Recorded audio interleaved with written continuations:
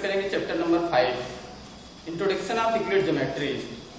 Introduction of Euclid geometry, Euclid's के सम postulates हैं और उनके कुछ एक्सियम्स हैं। तो इसमें जो इंपॉर्टेंट चीजें हैं पढ़ने वाली, एक्सियम्स और पोस्टुलेट्स। एक्सियम्स क्या होते हैं और पोस्टुलेट्स क्या होते हैं, इसी के विषय में हम लोग डिस्कस करते हैं। ओके,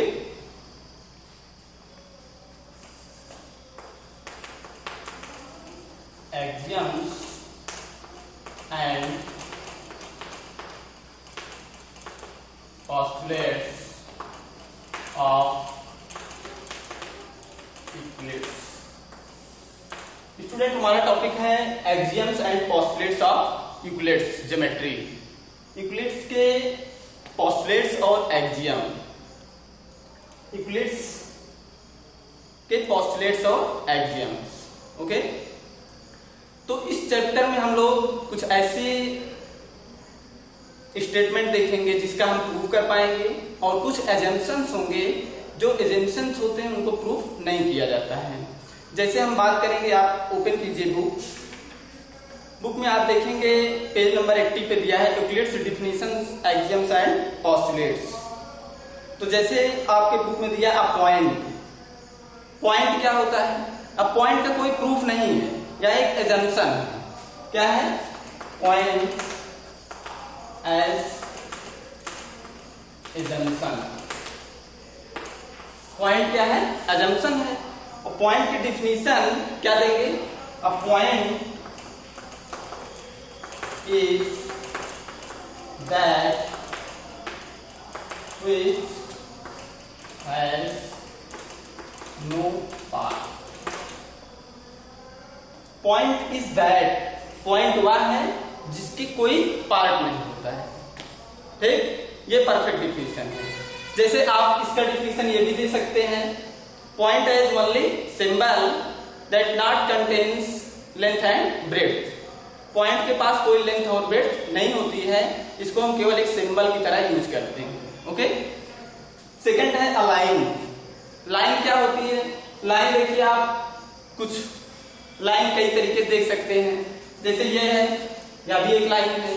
अगर मान लीजिए इसकी ब्रेड्थ बढ़ा दिया जाए तो वो लाइन नहीं होगी। Line is breadthless length. Line क्या होती है? Line is a breadthless length.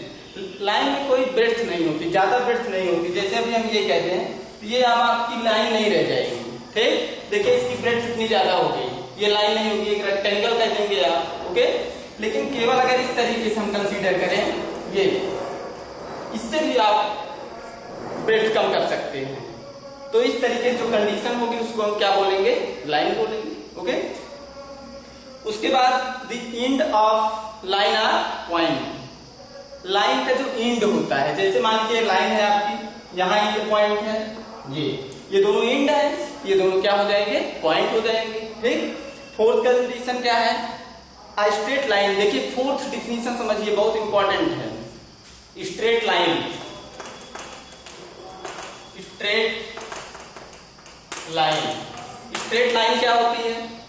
Line और स्ट्रेट लाइन में कहां डिफरेंस है इसको समझिए।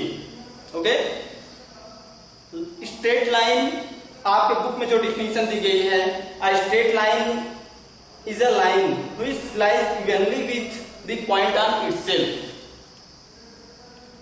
लाइन, कोई स्ट्रेट लाइन एक लाइन होगी जो कि स्वयं की पॉइंट्स पर लाइज करेगी।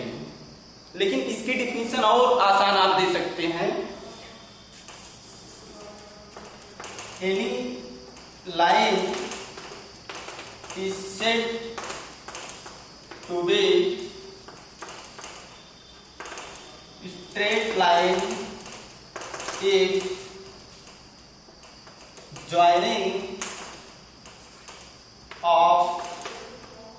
joining segment of any 2-point wholly lies on given line. Any line is said to be straight line if joining segment of any 2 point wholly lies fully lies on given line। अब इसका मतलब क्या है? इसका मतलब ये है कि जैसे मान लीजिए हम ये दे दें,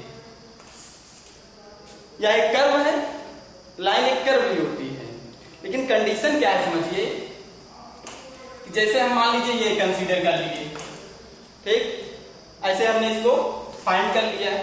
अब इनको हम ज्वाइन कर देते हैं। देखिए ये, तो जब ज्वाइंट किया ए और बी, दो पॉइंट को ज्वाइन किया, तो ये ज्वाइनिंग सेगमेंट देख रहे हैं आप, ज्वाइनिंग सेगमेंट हमारा इस लाइन पे लाई नहीं कर रहा है, नहीं कर रहा है लाइन ना, तो बेटा इस तरीके से कंडीशन जो होगी इसको हम स्ट्रेट लाइन नहीं बोल सकते।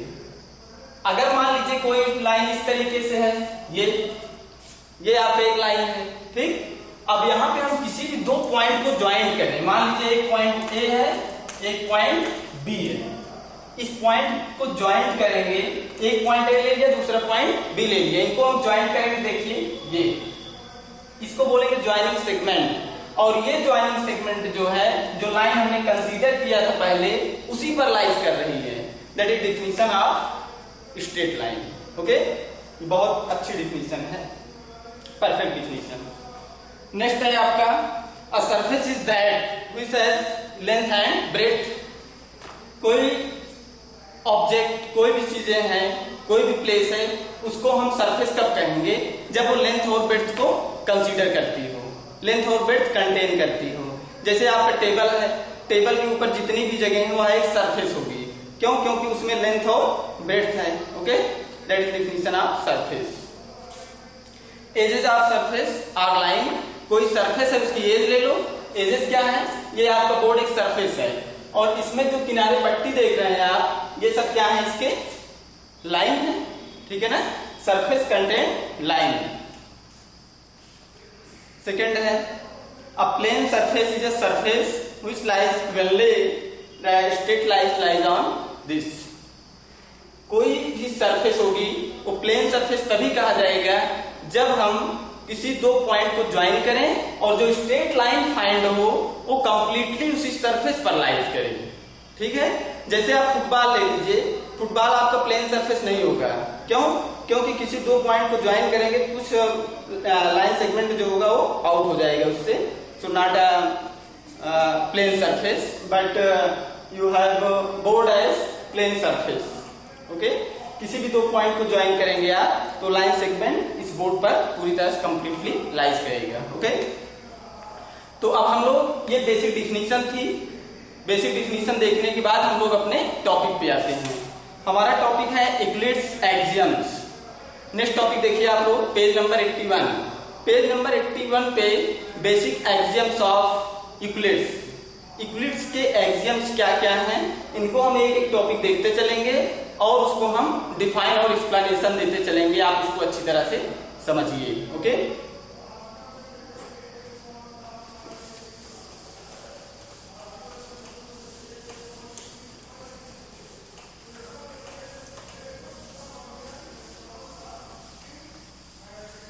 उससे पहले हम लोग बात कर लें axioms, postulates and theorems.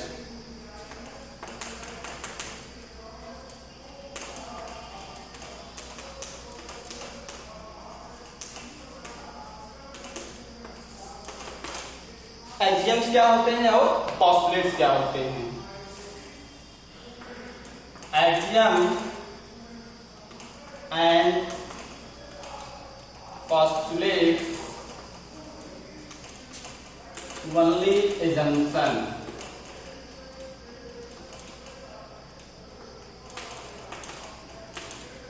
only assumption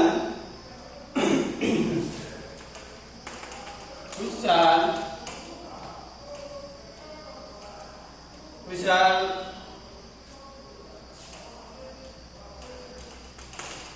universal truth। Axioms and postulates only assumption which are universal truth।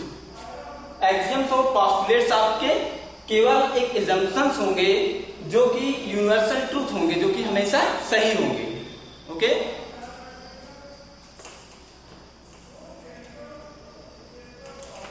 This can not be proved. This can not be proved, इसे हम प्रूव नहीं कर सकते। ठीक, कोई आप मैथमेटिकल इंडक्शन इस पे नहीं लगा सकते कि हम इस एजम्पशंस को प्रूव कर दें। जैसे आप पॉइंट ले लीजिए, अब पॉइंट को एक एजम्पशन है आपका पॉइंट, इसको प्रूव करने की कोई जरूरत है। इसमें क्या प्रूव करेंगे, किसी पॉइंट को हम मैथमेटिक्स में कैसे प्रूव कर सकते हैं? Only assumption, you have one some words defined about point. Okay, straight line only assumption, you can not be prove it. तो इस तरीके से कुछ ऐसे टॉपिक हैं, कुछ ऐसे मैटर हैं यूक्लिड ज्योमेट्री में जिसको हम केवल एज्यूम कर सकते हैं और ये यूनिवर्सली ट्रू होते हैं, उसको हमें प्रूव करने की जरूरत नहीं होती, उसको हम प्रूफ नहीं कर सकते। ओके, उसके बाद थ्योरम देखिए।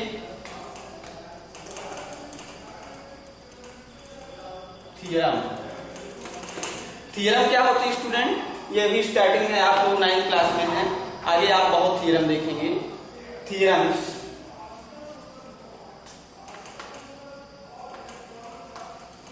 theorem is a statement. Theorem is a statement that can be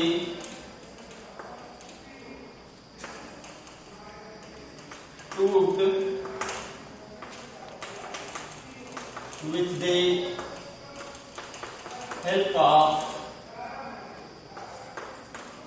some axiom, postulates and proved statement. Proved statement. Theorem is a statement that can be proved with the help of some axiom, postulates and proved statement.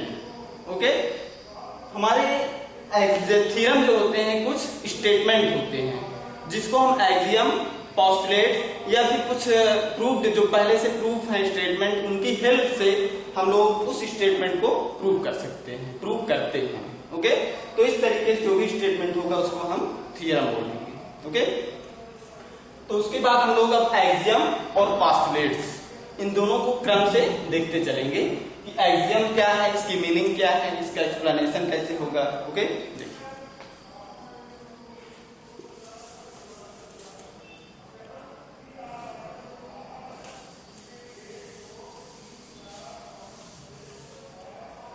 Open कर लीजिए book student और आप लोग देखते रहिए। Page number 81, axiom number 5। Things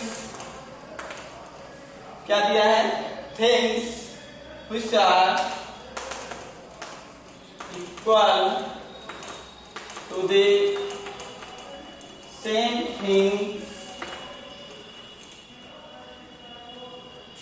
same things are equal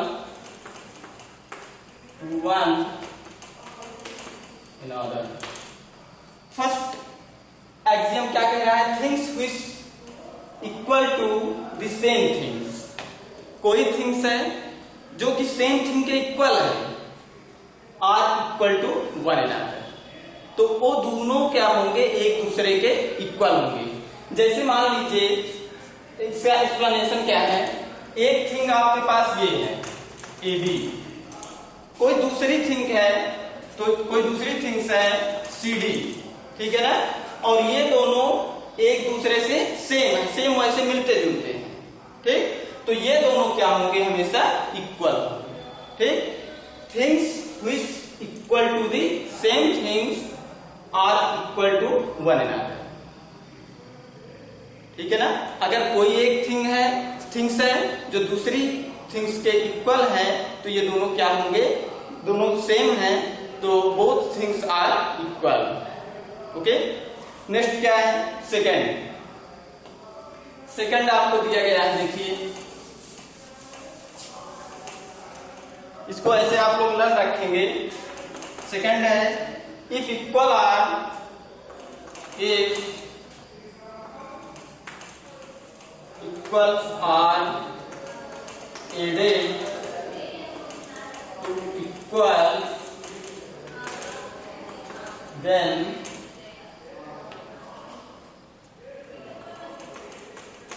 whole are equal। Second axiom का क्या proof है, क्या मतलब है इसका?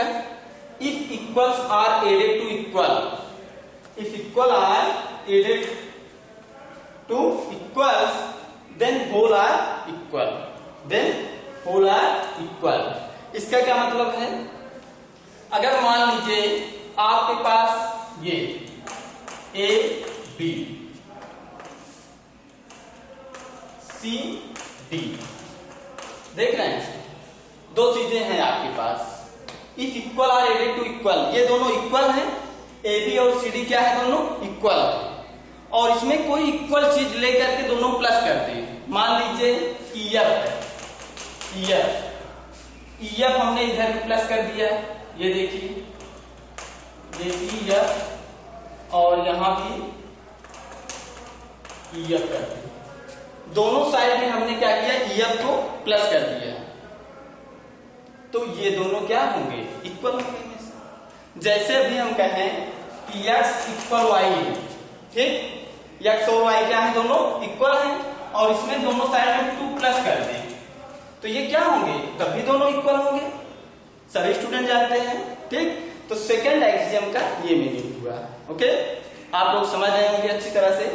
थर्ड टॉपिक है हमारा इफ इक्वल आर, सेम यही चीजें हैं, देखिए if equal are subtracted to equals. Third क्या है, इफ इक्वल्स आर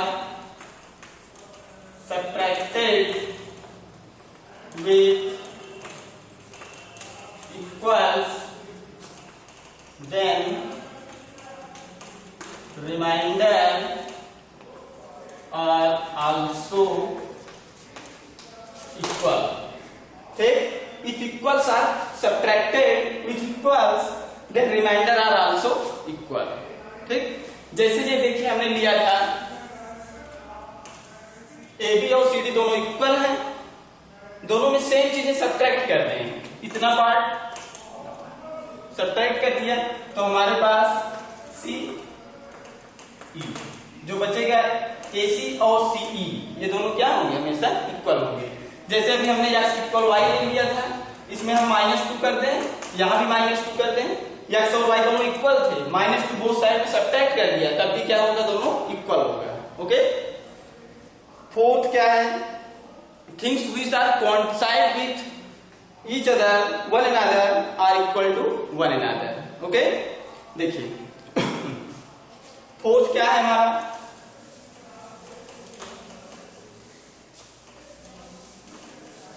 सभी स्टूडेंट अच्छी तरह समझते चलिए। Fourth, things which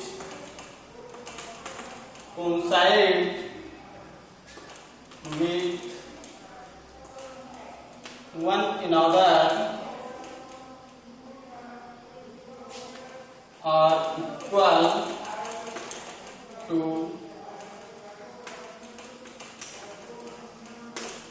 okay, things which coincide with one another are equal to one another। इसका क्या मतलब, इसका एक्सप्लेनेशन क्या है? जैसे मान लीजिए ये दो थिंग्स हम लेंगे, एक ए बी ले लिया, ठीक, और दूसरी थिंग है वही थिंग आके यहाँ पे कोइंसाइड कर गई। देखिए जैसे हम सी डी लें, ये सी डी है, इसको हम इसके ऊपर ट्रांसपोज कर दें, जब ट्रांसपोज करेंगे बेटा और इसको ऐसे रख दिया यहाँ, ये सी डी है, ठीक है ना। दोनों क्या है, ए बी को देखिए, जब हमने सी डी को ए बी के ऊपर ट्रांसपोज किया तो ए बी दिखना बंद हो जाएगा। जैसे आपके पास कोई दो बुक है मैथमेटिक्स की, मान लीजिए सेम बुकें ले लें और एक बुक के ऊपर दूसरी बुक को रखें, तो दोनों बुकें क्या करेंगी, कोइंसाइड कर जाएंगी, पहली वाली बुक नहीं दिखाई देगी अगर हम ऊपर से देखेंगे, ठीक। तो इस तरीके से जो कंडीशन होती है उसको हम कोइंसिडेंट कंडीशन कहते हैं। Things which coincide with one another are equal to one another, ठीक। अगर कोई दो वस्तुएं हैं एक दूसरे को कोइंसाइड करती हैं तो वह दोनों क्या होंगी, हमेशा इक्वल होगी। जैसे आपकी कॉपी का पेज हो गया, पेज दोनों देखिए कभी कभी एक दूसरे में चिपके रहते हैं, पता नहीं चलता है कि दो पेज नहीं एक पेज है, तो कंडीशन आपकी कॉन्सिडेंट कंडीशन होती है। Okay, you have the topic is 6 क्या है, तो 5 क्या कहता है, 5 आपका होगा the whole is greater than part, the whole is greater than part, the whole is greater than the part, the whole is greater than the part। बेटा अगर मान लीजिए आपके पास एक लाइन है, ठीक, ए बी, इसका कोई एक पार्ट ले लीजिए आप, एक पार्ट हमने यहां से ले लिया, ये देखो इतना पार्ट ले लिया, मान लीजिए इतना ले लीजिए, ठीक, सी बी इतना पार्ट ले लिया, तो ए बी का एक छोटा पार्ट क्या होगा, सी बी होगा। तो सी बी देखिए ए बी से छोटा है कि नहीं, तो यही स्टेटमेंट में कह रहा है ये the whole is greater than part, whole जो होता है हमेशा पार्ट से छोटा होता है। ओके, आप सभी लोग समझ रहे होंगे इसको। क्वेश्चन नंबर एक्सियम नंबर 6 क्या कहते हैं, things which are double to the same things both are equal to one another. इसमें क्या है, जैसे थिंग्स 6 क्या है, things which are double to the same things,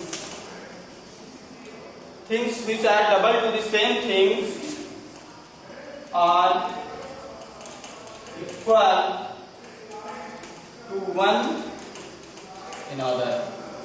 ठीक, इस स्टेटमेंट का क्या मीनिंग है इसको समझिए। जैसे मान लीजिए हम एक ऑब्जेक्ट लिया है, ये कोई एक लाइन कंसीडर कर लिया ए बी और इसको डबल कर दें। डबल मीन्स जितनी लेंथ ये है उतनी ही लेंथ और ले लें, ए बी सी कर दें। ठीक, तो ए बी का और बी सी दोनों को ज्वाइन करेंगे, ए बी का डबल हो जाएगा ए सी। ठीक है ना, that is A C equal A B plus B C and A B equal B C. ठीक है ना, ए बी और B C, this implies that A C equal to A B.